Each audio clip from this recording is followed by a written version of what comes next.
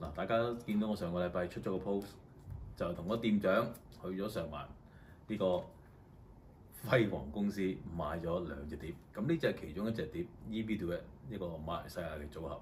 咁啊買呢隻碟嘅原因咧，因為我之前聽咗佢呢一隻碟，咁我覺得非常之好聽，無論唱啊或者個配樂啊、編曲啊都好好聽。咁配樂其實都冇咩，一支吉他一個人聲。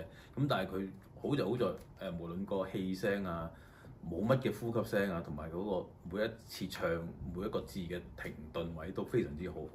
咁所以就今次見到佢出咗 MQA UHQ CD，咁當然要買翻張翻嚟聽下，究竟有幾大分別啊？個音效方面，因為呢個已經好出色。咁我哋而家可以聽聽。咁啊，首先梗係初試牛刀啦，即刻走去開一開啦。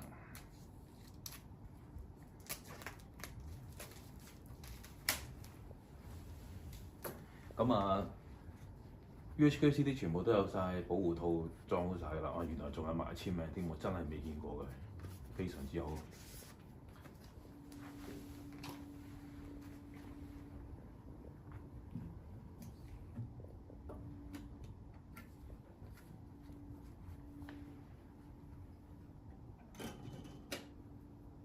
咁今次我哋就用一個 Music Note 嘅 CD 機去播啦。咁呢個係一個 MQA 嘅解碼嘅 CD 機，咁一個 CD 轉盤，同埋下低有個 MQA 嘅解碼。無論你冇 MQA 嘅轉盤都好，咁你又買咗個 MQA 解碼，亦都可以播到 MQA 呢一個咁樣嘅編碼制式。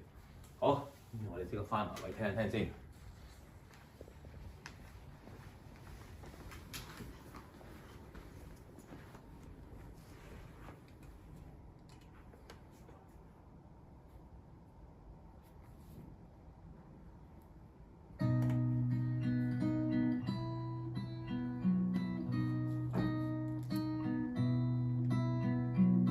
從心中痴債，原是欠下你一世。